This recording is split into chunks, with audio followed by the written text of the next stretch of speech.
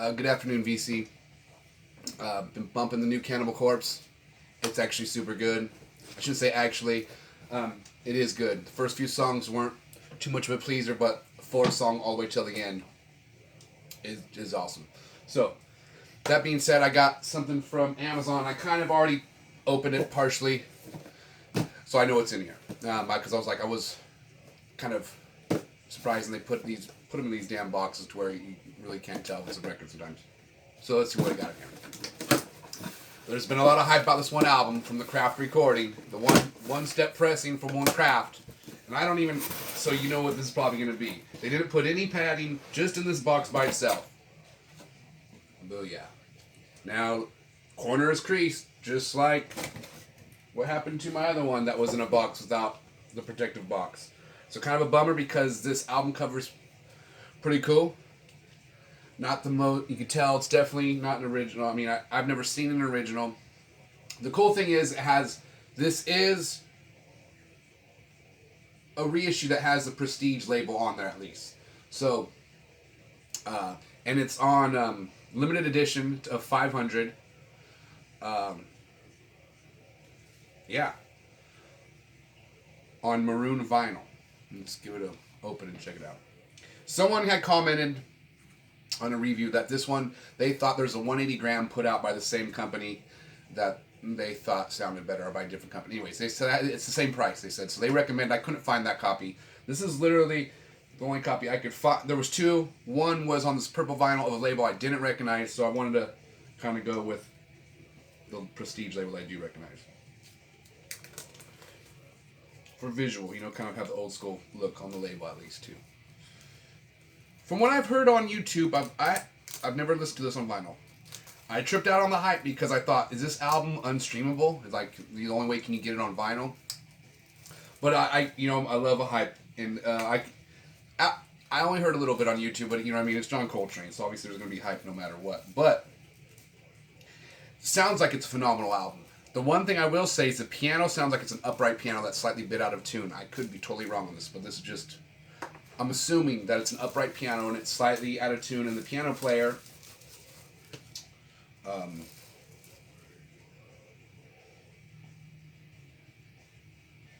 Red Garland, it sounded like he's really heavy on the foot pedal on the piano, so the notes are a lot of echo. So no matter, I feel like, I could be wrong, probably am wrong. I feel like even if you get the one step, the piano is still going to slightly have that upright, out of tune sound, because you can't fix that no matter what. Unless you were, I don't know what, you don't want to compress it, you don't want to put auto tune on anything like that. You want to keep it acoustically exact as you can. I'm assuming. Again, this is just my opinion, and I'm usually wrong.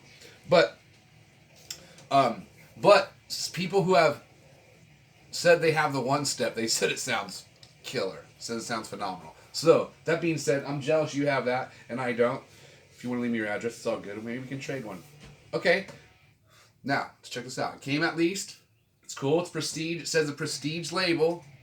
Came in a cool slipcase or whatever. That's the non-static kind. So, already liking that it... Okay. This one's getting to me. I love... Okay. Now, the reason I think this is way rad that it's this translucent red... Okay, let's go with the edges. Wow. The edges on this feel like a Japanese pressing. Extremely good. Whoa. Okay, this blows my mind. Why can't they all be this way? I'm going, this one, 8.2. This is 8.2 on the edges. I know, hopefully...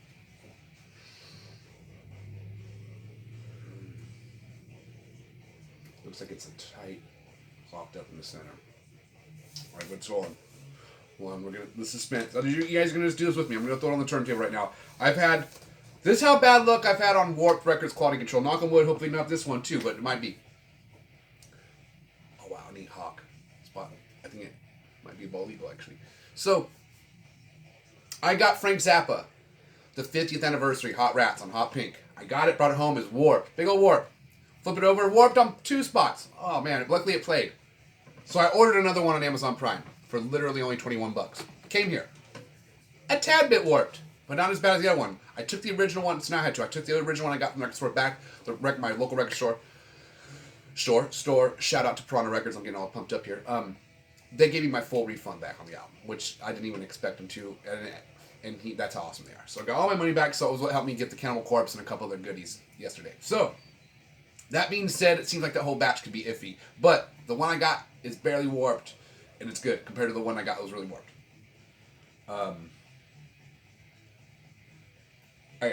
There was another record I had that also was warped. So anyways, but I'm just going through a lot trying to deal with warped records. So let's go find out this one real quick. And this is in the background. Who knows? If you're watching this, the video didn't get flagged. What you're hearing in the background is the new Cannibal Corpse. Fingers crossed that it's not warped.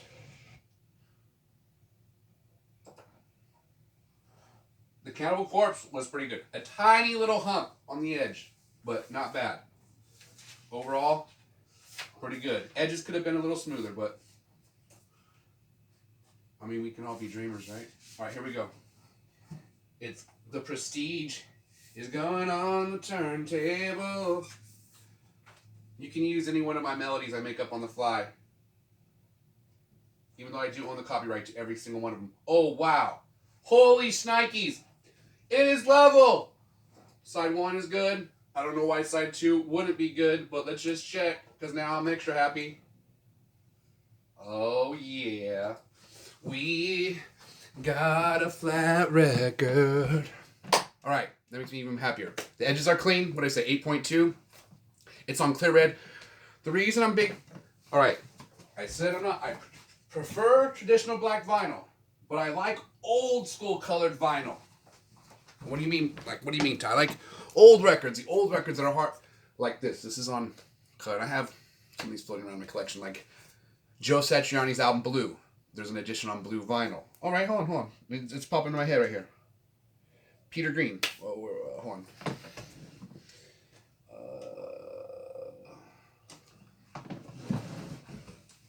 Hold on, guys. Take me one little second to find my Peter Green collection.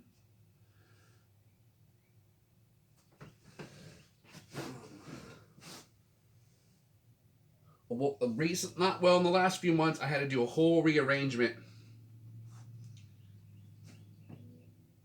All right, boom, booyah. Okay, found him. Sorry, it took me a little too long for comfort. By the way, this is a great Peter Green album. This one just got the vibe. Little Dreamer. Shout out to Vinyl Revolution, Bob. All right, hold on. Booyah. Okay, check this out. Whoa. Okay, sorry about that. Peter Green, okay? Let's check this out. It's an old record right here. This came out like in probably the 80s, actually. I won't say too old. And it doesn't give me a year, but give me a year. But let me see, I'm looking for a year still. Hold on. Nothing. Alright, but I know it's old. But it's on this cool, clear blue vinyl, an old Peter Green. I mean, and so when I was a little kid, you would see these in like old record stores sometimes. Let me scoot my chair over here. You would see these ones hanging on the ceiling. They would like the ones that maybe they would used to use it for decoration because the record was too beat up to play. But you didn't want to throw away a beautiful looking record even though you couldn't play it anymore.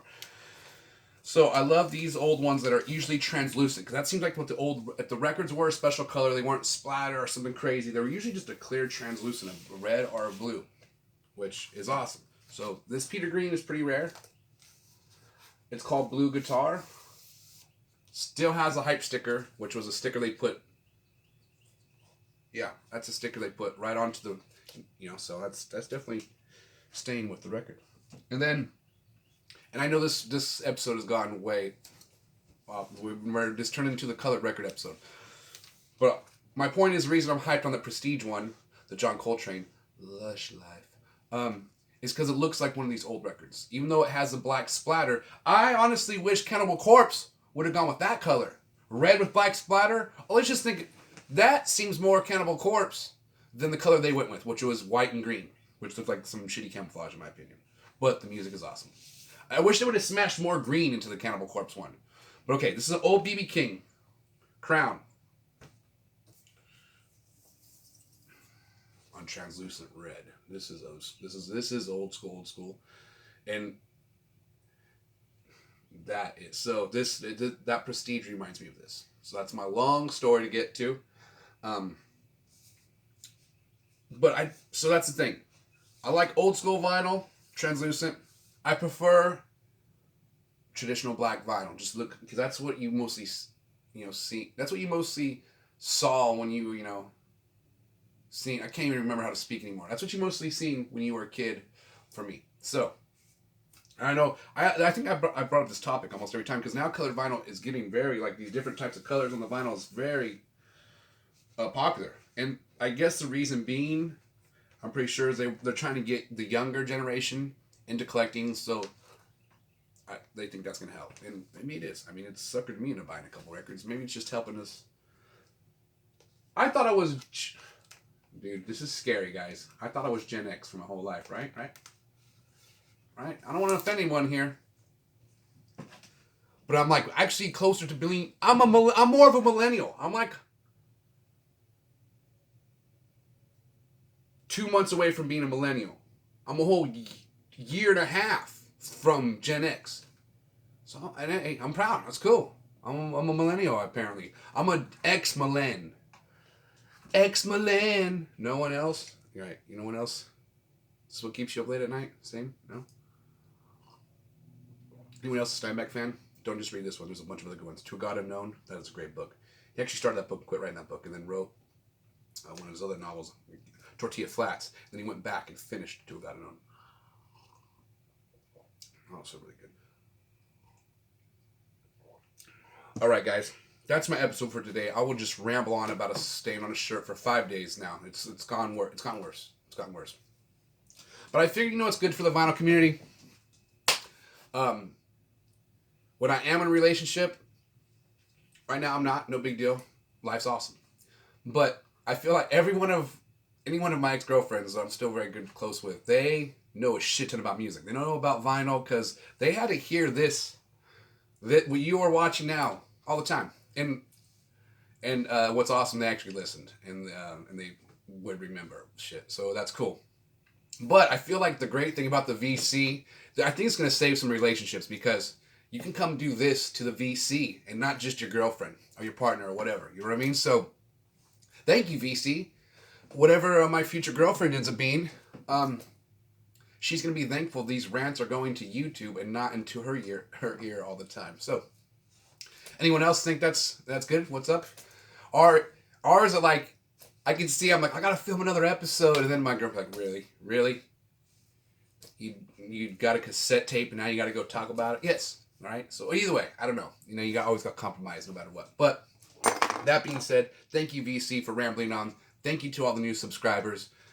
Super cool. A lot of the channels I like. Some of them have been commenting on my footage, which is like, to me, some of these people are like YouTube famous, which seems strange. Don't get me wrong here. Okay, I'm going to start flexing now when I do this, because I just see my arm do that hangy thing right there on the bottom where my muscle is really defined. Anyways, so cool to see some of these channels I watch comment. JC was the first one, and now there's some other people. All your channels are amazing. Some of you, though, are keeping me up. I'm getting ready to go to bed. 5 a.m. Stayed up a little late. I fell asleep. I woke up. I'm a night out. JC, I'm getting ready to go to bed. JC, some people just posted.